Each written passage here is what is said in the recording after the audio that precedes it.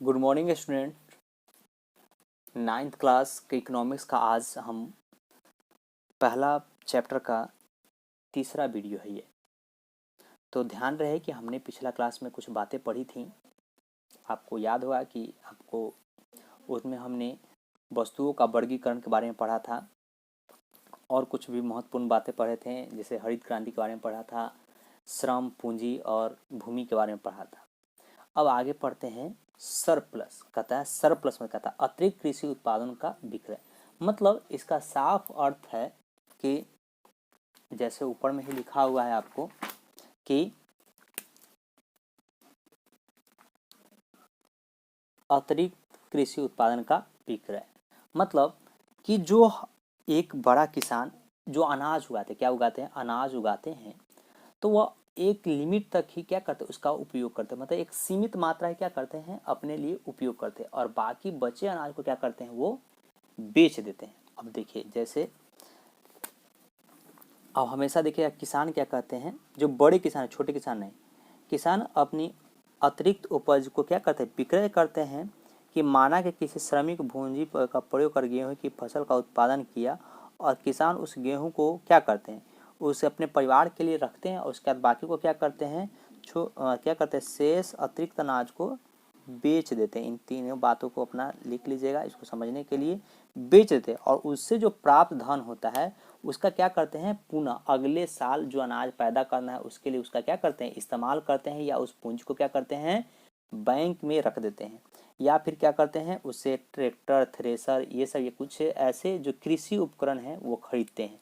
तो मतलब क्या है, अतिरिक्त अतिरिक्त अनाज को क्या है, अतिरिक्त अनाज को बेचकर जो धन प्राप्त होता है, जो राशि प्राप्त होती है, वही क्या कहलाती है, वो क्या कहलाती है, तो कहलाती है सरप्लस। मतलब क्या है, सरप्लस कहलाती है। कहता है अगला आपका टॉपिक है रामपुर में गैर कृषि क्रियाकलाप। तो गैर कृषि क्रियाकलाप का अर्थ क्या कहता है, कृषि से अलग अगर कोई भी, मतलब कृषि से हटकर जो भी हम क्रियाकलाप करते हैं वह क्या कहलाती है, गैर कृषि क्रियाकलाप कहलाती है। क्रियाकलाप मतलब कार्य हो गया। मतलब खेती को छोड़कर हम मतलब खेती मतलब फसल उगाने के फसल उगाकर नहीं, बल्कि किसी दूसरे को काम करते वो क्या कहलाता है, गैर कृषि क्रियाकलाप कहलाता है। तो उसमें आपका है पहला पहला कहता है दूधशाला। क्या है, दूधशाला। यह भी क्या है, प्राथमिक क्षेत्र के अंतर्गत ही आता है। क्या आता है, प्राथमिक क्षेत्र के अंतर्गत आता है। इसमें जो महत्वपूर्ण बातें है वो आपको क्या करना है, ये नोट कर लेना है कि बिहार में क्या है, बिहार सरकारी दूध उत्पादक संघ है जो क्या करता है, दूध उत्पादन के लिए काम करता है। भारत में इसे क्या कहता है, श्वेत क्रांति के नाम से भी जाना जाता है। क्या कहा जाता है, भारत में इसे श्वेत क्रांति के नाम से भी जाना जाता है, जिसके तहत भारत में क्या किया गया था, दूध के उत्पादन को बढ़ाने के लिए क्या किया गया था, एक योजना चलाई गई थी। एक जैसे हरित क्रांति चलाई गई थी, उसी तरह क्या है, श्वेत क्रांति भी चलाई गई थी, जिसमें क्या क्या था, उत्तम उत्तम नस्ल के गाय भैंसों का क्या क्या था, पालन उन्हें बढ़ाया गया था। तो यह क्या करते हैं, लोग क्या करते हैं, दूध जानवर को पोसते हैं और उनसे क्या निकालते हैं, दूध निकालते हैं और उसे मार्केट बेच कर क्या करते हैं, धन प्राप्त करते हैं। बागवानी भी क्या है, गैर कृषि क्रियाकलाप। बागवानी मतलब क्या होता है, बागवानी मतलब फल और सब्जियों का एक बड़े पैमाने पर खेती किया जाना, मतलब उसके उत्पादन किया जाना क्या कहलाता है, बागवानी कहलाता है। अब इसमें इंपॉर्टेंट बात क्या है, तो देखिए कहता है बिहार क्या है, बिहार सब्जी के उत्पादन में क्या है, बहुत बड़ा हाथ है। दूसरा कहता है लीची के उत्पादन में भारत चीन के बाद विश्व का दूसरा सबसे बड़ा स्थान रखता है। तो यह बात आपके लिए इम्पोर्टेंट है, यह आप क्या कीजिएगा, नोट कर लीजिएगा।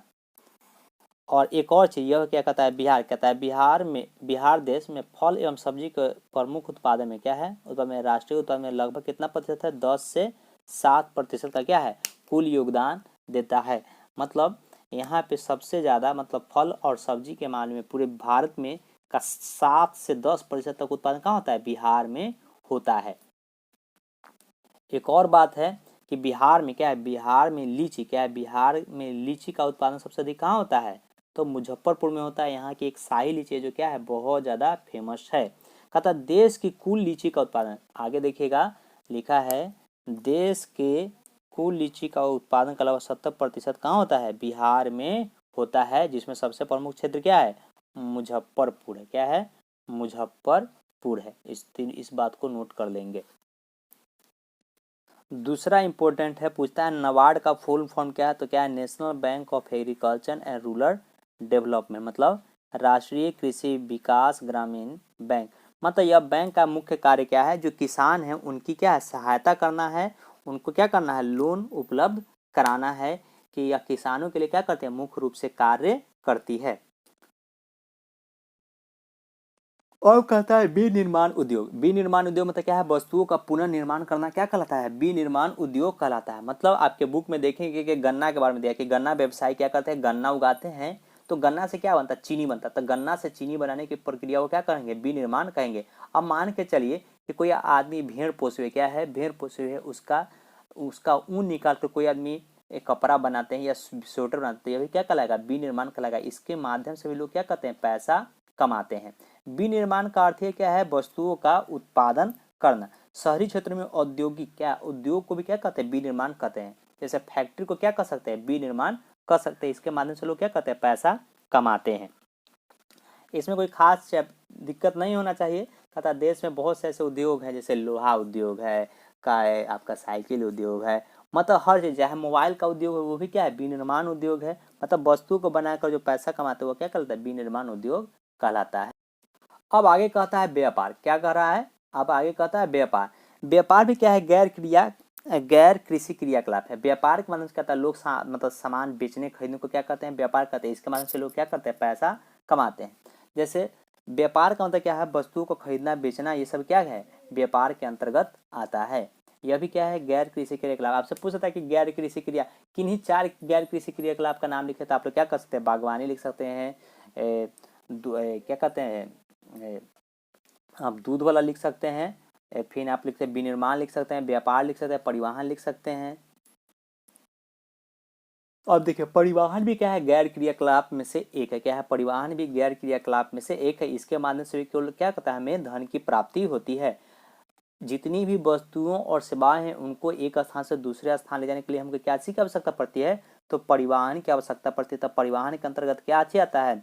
बैलगाड़ी, ठेला, रिक्शा, ट्रक, बस, टेम्पू, ये सभी क्या है? परिवहन के माध्यम है। इसके भी माध्यम से हम लोग क्या करते हैं? धन प्राप्त करते हैं। मतलब हम लोग अगर खेती नहीं भी कर रहे, अगर हम परिवहन करें तो हमें क्या मिलता है? पैसा हमको आसानी से मिल जाता है। तो यह सभी बातें क्या है? गैर कृषि क्रियाकलाप के बाहर का चीज है। मतलब गैर मतलब कृषि से अलग से ये सब क्या है? यह सब क्षेत्र है जिसके माध्यम से हम लोग क्या करते हैं? पैसा कमाते हैं। अब आपके चैप्टर का ऑब्जेक्टिव पे आते हैं। कहता है और साथ में भूमि का शाब्दिक अर्थ क्या है? भूमि की ऊपरी सतह, खनिज संपदा, जंगल, ये सभी। तो इसमें सबसे सटीक आंसर क्या होगा? ये सभी क्या होगा? आसान, सबसे मतलब सभी, यह सभी क्या है? सबसे सटीक आंसर होगा।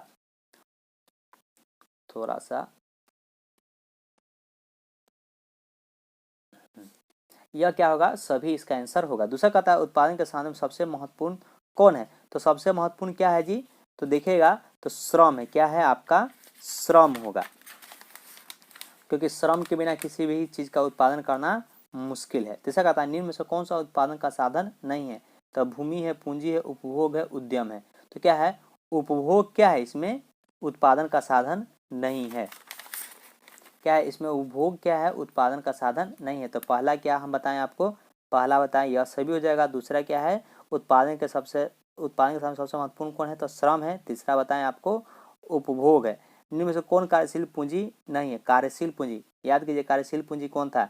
कि कार्य के दौरान ही खत्म क्या हो जाता है? तो क्या हो जाएगा? इसमें खाद और बीज क्या है? कार्यशील पूंजी के अंतर्गत आता है, क्योंकि यह उत्पादन के समय यह सब क्या होता है? खत्म हो जाता है। भारत में कृषि की नवीन पद्धति कब अपनाई गई थी? तो 1966 से 67 के बीच अपनाई गई थी।